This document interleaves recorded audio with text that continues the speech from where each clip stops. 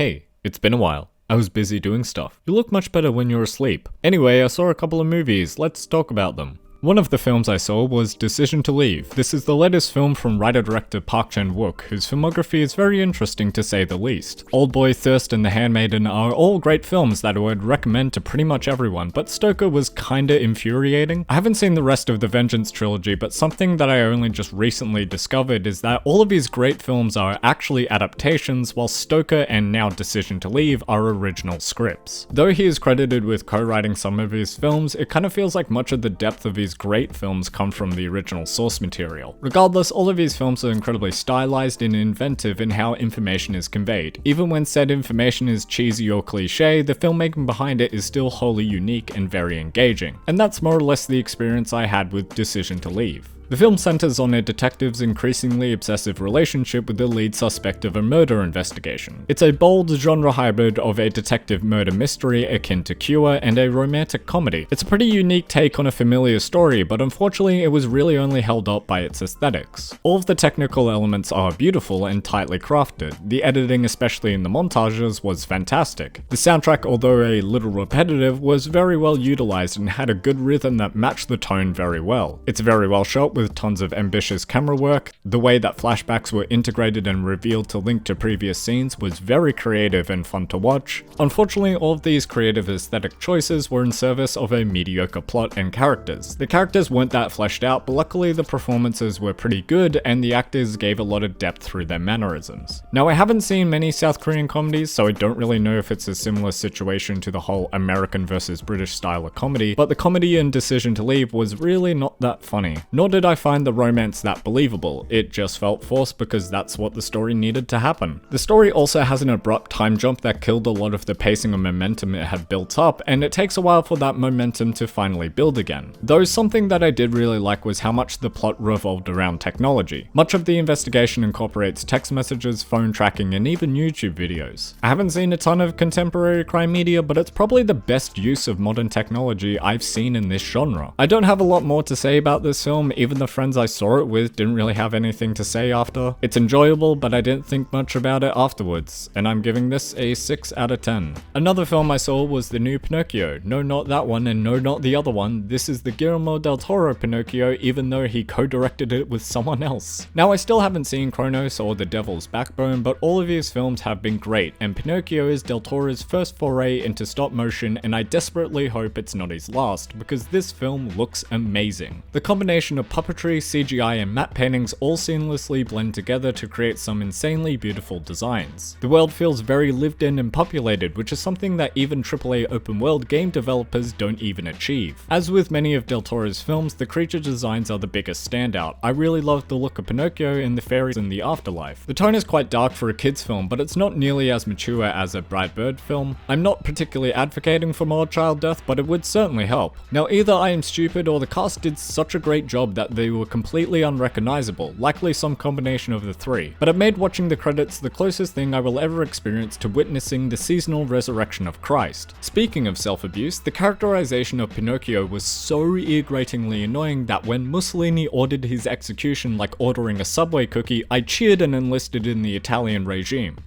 I should probably explain that. Like many of del Toro's films, Pinocchio heavily infuses the fantastical with criticisms of fascism. It's not as hard-hitting as Pan's Labyrinth, but understandably so. This is still a kids film, so any given scene needs to sprint to the next wacky Pinocchio hijinks with the time efficiency of Mussolini's trains. Yeah, Pinocchio is actually a musical. That was about as unexpected as the assassination of Giacomo Matteotti.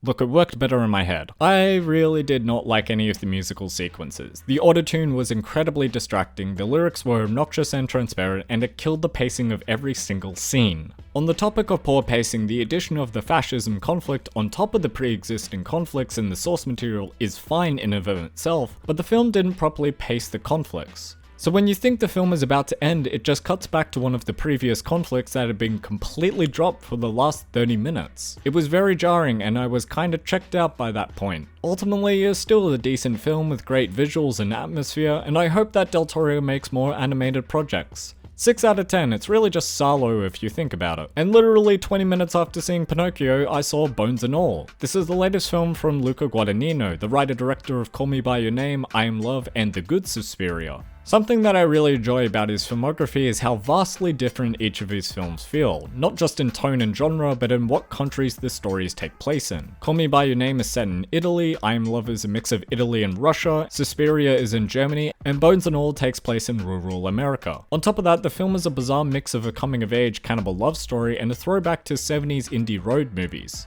It definitely succeeds in the latter, as the film is very well shot and oozes that road movie atmosphere. Unfortunately, aesthetics is the only thing it really has going for it. Wow, isn't this a prominent trend that makes finding new things to say about the films incredibly infuriating. The film follows a young woman with cannibalist tendencies that travels across America to find her mother, eventually falling in love with Tumblr's favorite skinny white boy. It's simultaneously very odd and unique, but manages to be several other films at once. Its opening is basically just let the right one in, then it becomes Resident Evil 7, then it becomes Raw, then it becomes American Honey, then it becomes Raw again, and all of those films execute their respective elements in a more effective and interesting way, but Bones and All is just serviceable. All of the performances range from decent to good, but Mark Rylance, well, he definitely went for it. It's weirdly similar to Daniel Craig's Benoit Blanc in that the accent is very distracting and takes a good while to get used to. It's still a good physical performance, but oh boy, the accent. Though what definitely brings down the performance is the writing. The characters, ironically, weren't that fleshed out, luckily a shortcoming of the adaptation process as the book was written in first person, but still. The film's characters are simplified down to here's one thing that they like and here's their views on cannibalism. This shallowness also affects the ethical discussion, as it mainly boils down to murdering people is bad because they have families, but we have to murder people in order to survive. And that's really the beginning and ending of the discussion. I understand that this film is more about the journey than the actual destination, but the plot was still very predictable. Like, if you don't guess that one of them is going to die in the end, you either make fan edits before seeing the film or watch Cast and Run Quest. I also really didn't find the film particularly scary or grotesque. The only scene that I thought was intense was the psych ward scene, and that was largely due to the absence of a score. Unfortunately, there are a lot of moments that would be infinitely better if it didn't have the obtrusive and obnoxious score that bluntly tells you how to emotionally interpret a scene. There's a scene early on with Mark Rylance's character that initially has some interesting emotional complexity, but then the score interrupts the scene and tells you how to feel about it. So-called free thinkers, am I right? Actually, the only scary thing about this film was seeing that the score was done by none other than Trent Reznor and Atticus Ross. A lot of people are loving this and are probably watching it for obvious reasons, so if you're one of those people, please seek professional help. And this gets another 6 out of 10. That's 3 6s, which seems like a setup for a joke, but in the spirit of shallow writing, I'm just gonna put a funny cat video here to distract from the lack of a punchline.